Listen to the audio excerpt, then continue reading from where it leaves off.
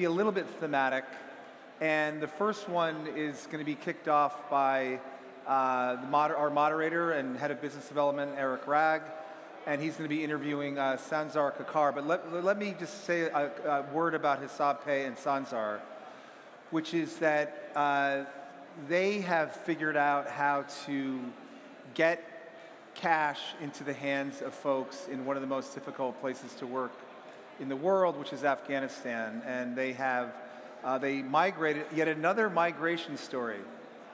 This is like our third or fourth. Migrating, I think, from Sela to Algorand a couple of years ago. And they have been working, obviously with individual Afghans who utilize that platform to make basic payments, electric bills and airtime on their phones, but also kind of in keeping with our panel yesterday on humanitarian payments with the United Nations World Food Program, among others. And it looks like other multilateral organizations will be joining that effort later this year. So I think HesabPay is one of the shining stars in our ecosystem. I'm biased, but I think it is the shining star in our ecosystem. And Sanzar is a unicorn. He's a UPenn graduate, steeped in traditional finance, understands deeply the technology, and is committed to building a business which I think could be one of the best I've ever seen. So without further ado, please welcome Eric and Sanzar.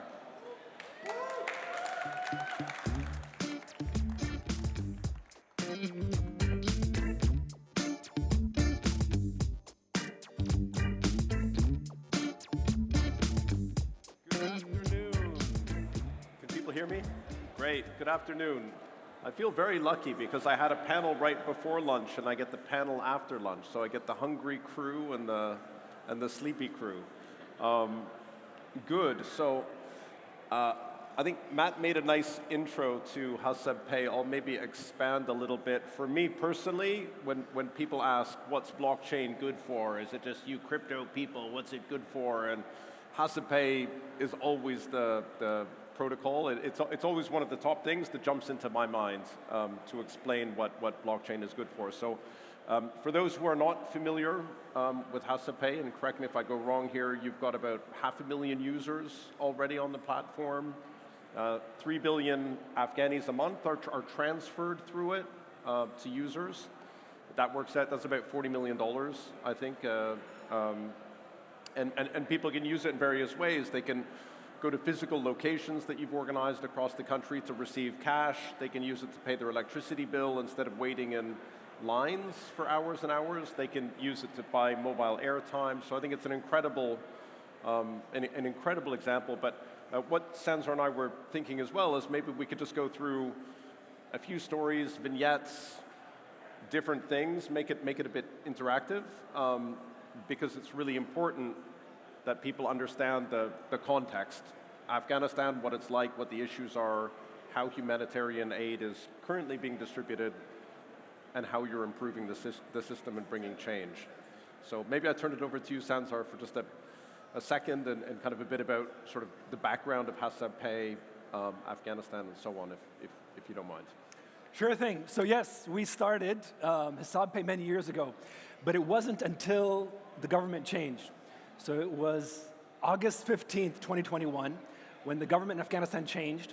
All the traditional banks and institutions basically halted because there was a run on the banks.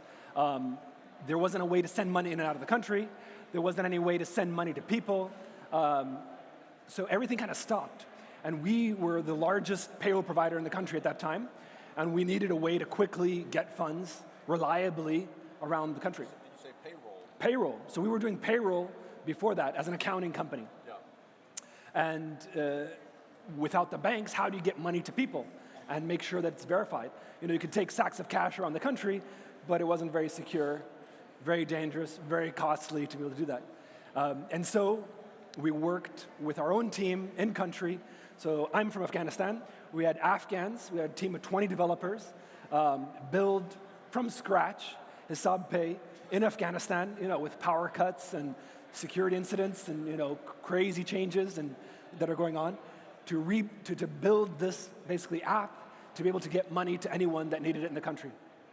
So we started it, and then we kept seeing, oh, it's not only for payroll. Hey, you could use it to send money to your friends and family. You could use it to pay your bills. You could use it to buy airtime, right? And then slowly we started getting contacted by aid agencies, and they're saying, hey, we need to also get money around the country. We need to help these people that are suffering. Maybe there's a flood or an earthquake. Maybe there's widows or orphans that need funds, and it's really hard to get cash on top of a mountain somewhere to them. Can you set up a way that we could use HesabPay? And so now we're in the tens of thousands of users a month. We're distributing funds from these humanitarian agencies to people all across the country, all 34 provinces. Incredible. And maybe you can describe, because this was certainly an eye-opener for me. I didn't appreciate some of the difficulties involved with providing aid, and I think on a global scale, there's enormous programs that are sending food aid or different things like this. Maybe you can describe what you were dealing with, sort of in terms of the system that you were trying to improve. I mean, it's really, really one of the most challenging places on Earth, if you really think about it. The landscape, the climate, it's been 40 years of war, and so instead of, there's no kind of brick and mortar banking system, trying to deal with, regulators, trying to deal with international organizations, people just flying in and out. What kind of oversight do they have over money? So, all kinds of stories of bags of cash, disappearing, and just across every way, there was no trust of, are people really getting what they're supposed to be getting? How can you verify that person got the money that the taxpayer or the donor wanted to get to them? How do you prove that really happened? Trust the banks? No. Banks trusted at all? Or? Banks weren't trusted at all. There's 11 different banks in Afghanistan. But about 10 years ago, actually, there was a big crisis. The largest bank in the country was called Kabul Bank. And Kabul Bank had an owner called Sher Khan. And what he did is he took $900 million, paid some of it to politicians to make sure that they didn't interfere, and then went to Vegas and gambled. He gambled depositors' money to a point, once things started uncovering, there was a run on the bank, the whole bank collapsed. All the people that had their money in the banks, they thought, oh, it's safe, I have my money in the bank. That wasn't the case. So that really deteriorated. That was the first really big fall for the banking sector. Many incidents after that, from robberies to other incidents, but even with the fall of the previous administration, there was a run on the banks, and there was a limit set. So even if you had $1,000 in the bank, you could only access $100 a week. Right. Or if you had 100,000, you could only do $200 a week. So your own money, you couldn't access it. You didn't have a way to deal with it. So unless you really had to, that's the only way you needed to. People refused. They didn't want to go to the banks. They didn't want to step foot in the banks. They didn't want to pay their bills in the banks because there was no trust. They didn't have anything to do with it. Yeah. They got burned once, they got burned twice. They said, you're not going to fool me again. And so the predominant way the economy works, is it cash-based generally? That's correct. So completely cash-based. You buy a car with cash, you pay your rent with cash, you pay your bills with cash. And if you want to send money overseas, you go to a hawala agent or a swap agent, and you pay cash, and then they collect cash in the other country. Yeah. So everything is cash. They keep cash under their mattress, and that has a lot of problems for the economy because money doesn't circulate. That has a lot of problems with security. What do you do with that? How do you save? How do you invest? How do you just simple things. It takes the whole day to go and pay your bill because you have to go to the nearest town, wait in line to do that. Everything is cash-based. And even the donors, they were cash-based. So if they're trying to give money to someone, try to help them out, imagine, mothers with small kids, they have to travel long distances, pay money out of their pocket to come to the nearest collection community point, try to figure out the right date and time, wait in line for 7 hours with their screaming kids, just to get a little bit of money that month to go buy some food to feed them, which was very inefficient. And you weren't even sure did they actually get the money or not. Is there a way to verify that? Right. Maybe someone else did it. Maybe they went to 3 other places. So that whole area of how do you get money to people reliably. This is what the blockchain was built for. It's basically being able to send money directly to people without intermediaries. And that basic purpose seems to still not be the case. There's not a way that I can send money to any person on the planet, whether they have a phone or not, whether they have internet or not, whatever their case might be. In any person, if I want to send money to someone in the middle of Africa, I can't do that right now. But blockchain could potentially open that doors. And that's what we're trying to do with HesabPay, is being able to pay anyone, anywhere, anytime. Wonderful. And how did it, I guess you started off, it was the payroll systems, moving money. Did you immediately gravitate towards blockchain, or was there some steps in between when you were thinking about, like, how do we do this in a really efficient way?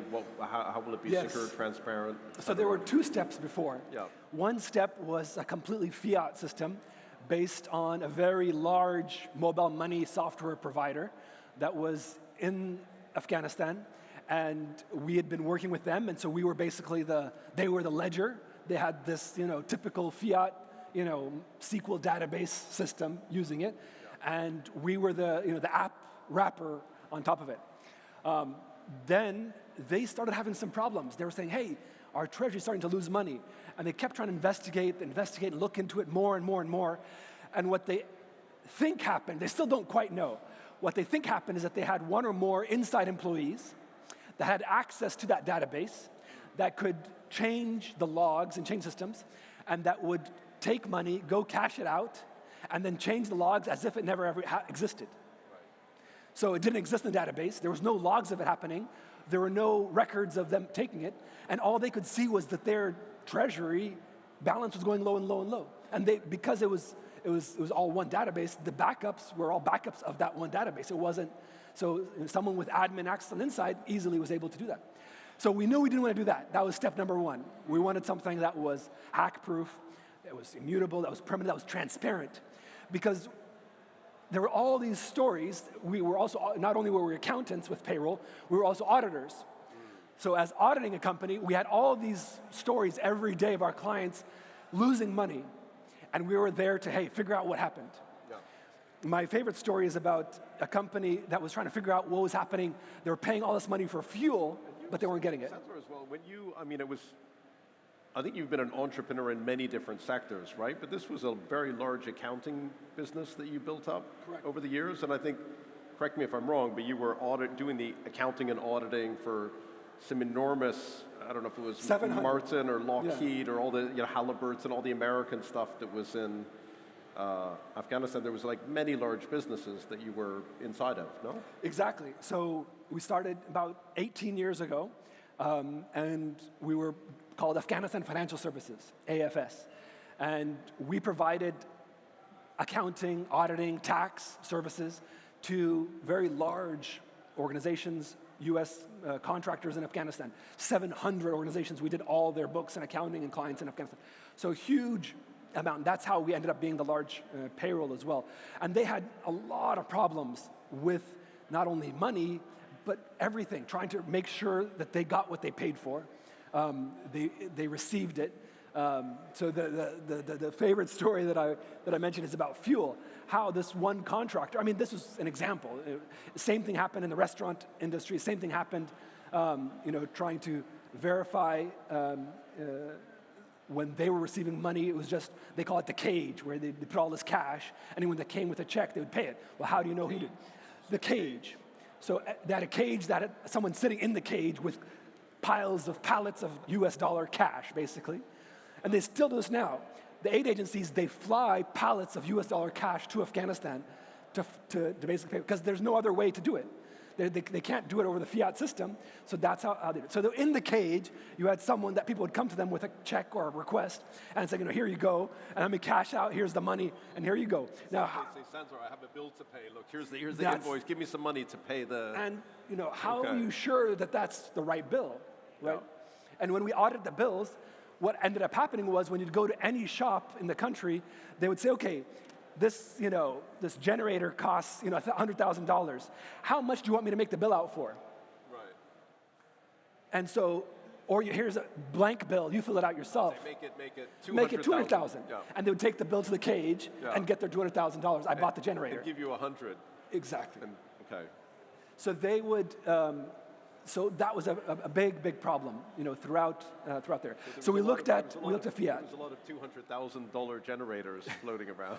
Or even more. Right. As auditors, we saw all kinds of things that were really, you need to be able to independently verify. You need to have not only a system that both can agree on, you need to be able to transparently have that paper trail, they talk about. So with a blockchain, that's what you had. Anyone could go say, hey, this person sent money to this person. I verified it. Here's my receipt. I can check that this payment actually happened for this amount. Yeah. And you could even see where the source of the money was. Where did it end up? Was there a kickback?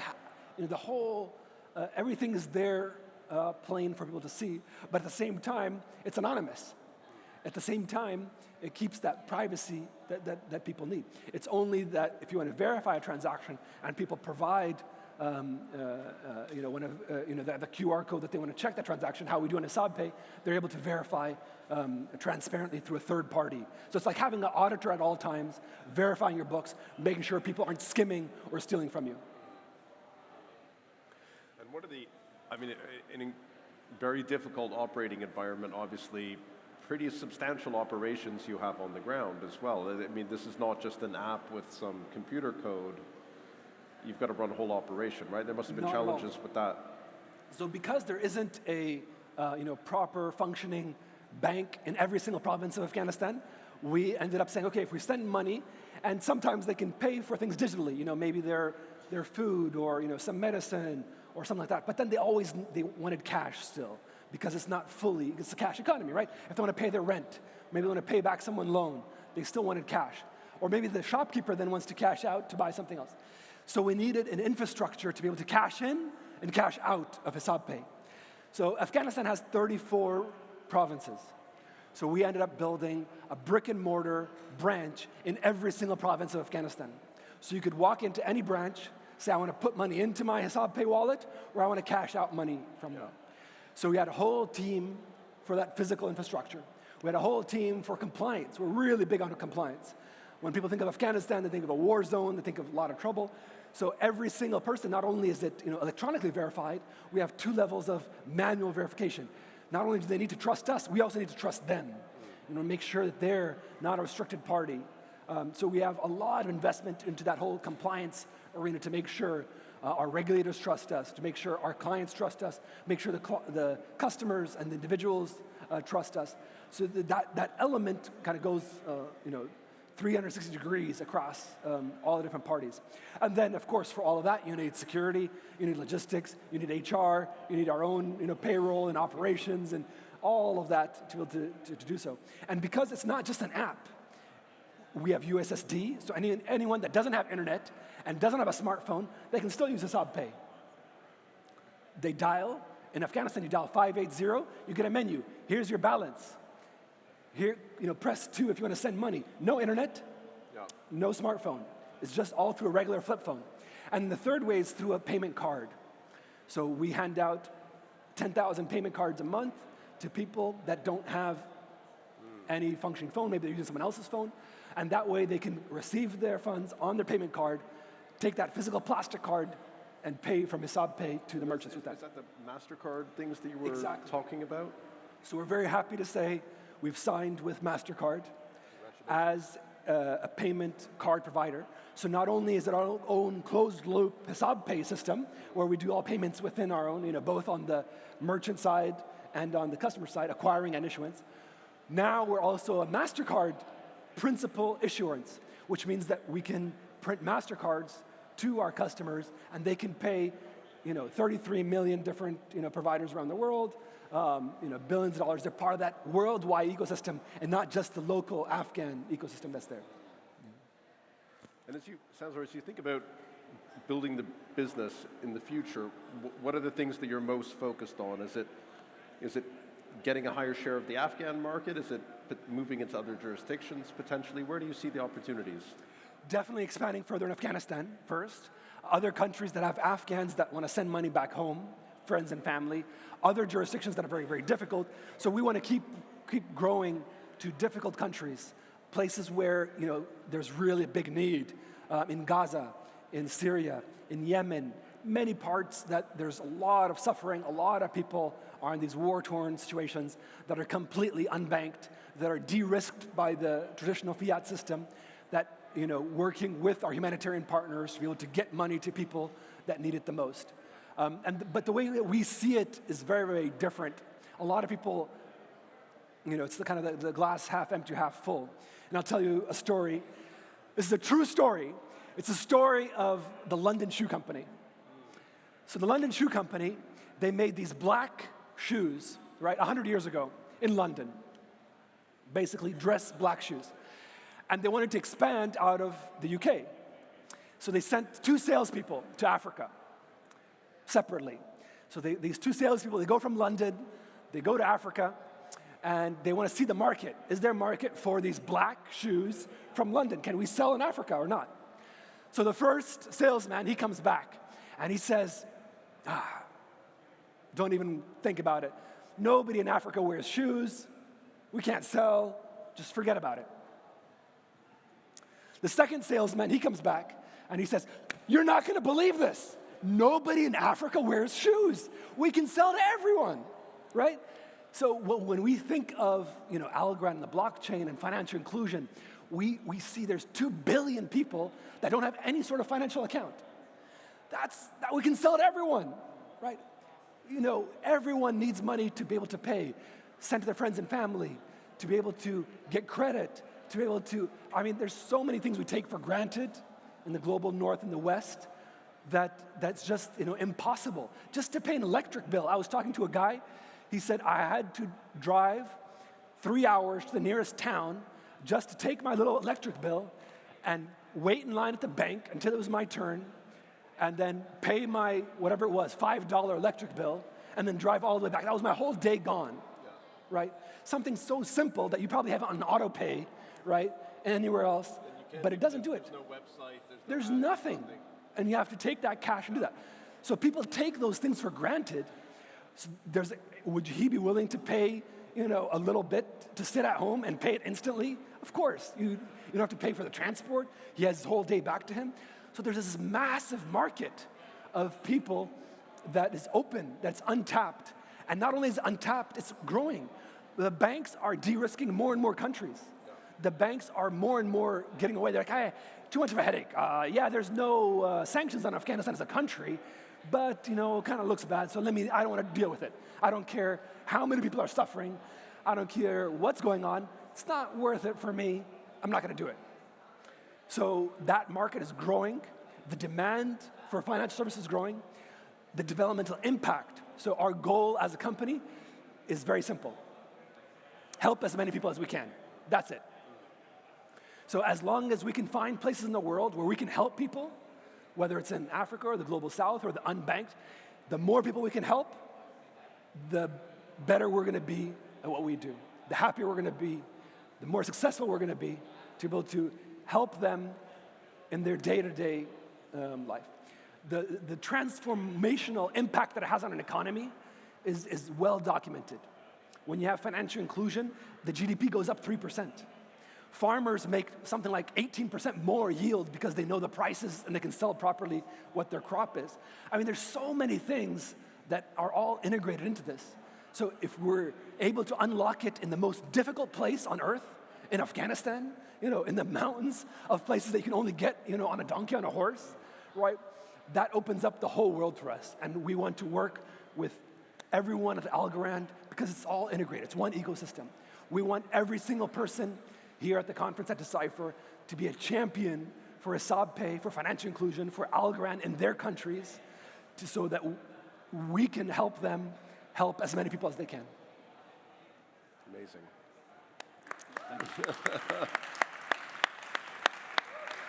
Good. So, related topic. I wasn't clapping. I was clapping at what you said. I wasn't clapping that it was the end.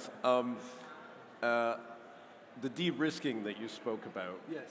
Can you speak a bit more about that? I guess, first of all, what's going on now, and also, is this a blocker or a headwind for HesabPay? Is it sort of a good thing or a bad thing in terms of scaling your business? I think it's a very good thing. On one hand, of course, we have our regulators, and we have to make sure that we're comfortable with them, whether it's OFAC, whether it's people on restricted party lists. But actually, even more important than that is people that trying to make sure that there's no fraud, that there's no corruption. And a lot of people, when they think of crypto, the first thing that they think of is something that's not mainstream legal. And that's couldn't be farther from the truth. We do it because we want something to be transparent. We do it. We're on the blockchain because we want to have an audit trail. It's because we want to build trust. So it's the complete opposite of what that public perception is. So even though all those headwinds are for more and more compliance, more and more de-risking, to us that means as long as we can make sure that we're investing in compliance, that we have all the boxes ticked. At the end of the day, a lot of people didn't complain when we asked them, hey, do you have any sort of ID? Can you get someone else as a reference? Can we get your photo? They said, no problem. If this is going to solve these huge problems for me, they're happy to go through that. But of course, try to make it as streamlined and efficient as possible. So that's the compliance side. But on the other side, more and more jurisdictions, when they're being de-risked, more and more people, when they realize, hey, if I have money in a bank, hey, it could be gone tomorrow. Right? Someone could swipe it. Maybe there's some violation or some order or something else. So it's not as reliable. I don't trust that as much as if I have, on a blockchain, where there's not these big errors or something else that can happen. Most countries in the world don't have deposit insurance. And even deposit insurance in the Western countries, they have certain limits. So you have to see and try to mitigate for all that. So for us, it's going to help us. Not a headwind, it's going to be a tailwind for us to expand and go to countries where previously they might have had some sort of a traditional financial structure, but now that's all disappeared. Some of these are very real. I mean, I think you were even telling me this personal story of yours a few months ago where you were trying to ship children's equipment or something, and then suddenly, some of these actions and the de-risking are very extreme. Extremely extreme, yeah. So I also had a school in Afghanistan. So the school was called Mizan. And we wanted to buy all this playground equipment, slides and swings for the school. And I tried to, I went to a shop in Dubai. I purchased all this playground equipment, and he said, where to send it? I said, deliver it to the school in Afghanistan. I said, no problem. I get a call, about a week later from my bank and said, we've frozen all your assets. And I said, why? He said, oh, because, you're dealing with a restricted party. You're interacting with Iran. And I said, hey, I've never been to Iran. I don't have any business in Iran. No, we actually have records of you shipping goods through Iran, and that's illegal. And so therefore, you are now, you're untouchable to us. And it was the biggest fiasco because it not only was all my personal accounts, all my business accounts as well. I couldn't do anything. Everything was frozen because of this shipment. None of your employees get paid for the month.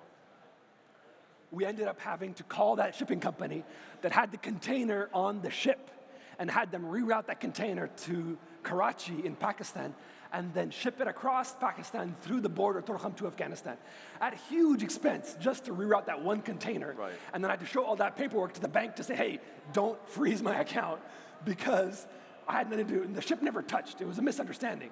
And anyhow, it wasn't me, it was the playground company, right? But it was shipping in my name. Right. So yeah, very heavy-handed. As soon as they even see a name of a company that says, oh, that has the word Afghan in it, they close the company, even if he's never even made any transactions overseas. Just because it has the word Afghan in it, they freeze the account. So extremely heavy-handed, which, again, like my London shoe company example, more people, more opportunity.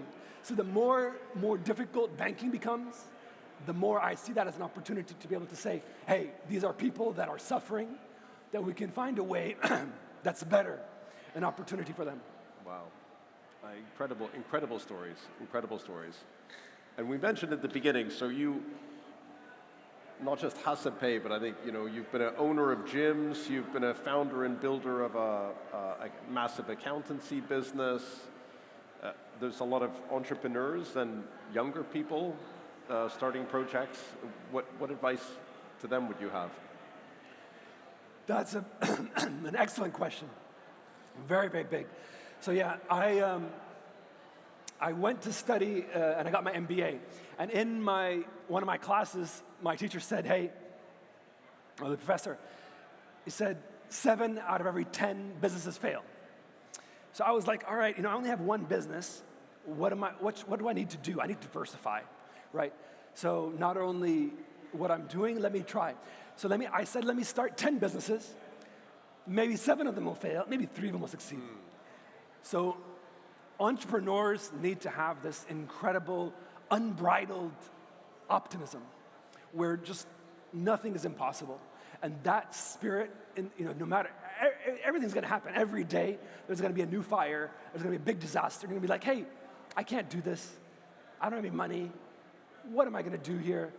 No one's going to work. Everyone else is doing it much better than I can. But every day, you have to say, actually, I'm going to be doing something different. I'm going to work harder than everyone else is. That's how I'm going to respect different results than everyone else. Because if everyone's doing the same thing, but I'm giving it more effort, more trouble, more difficulty.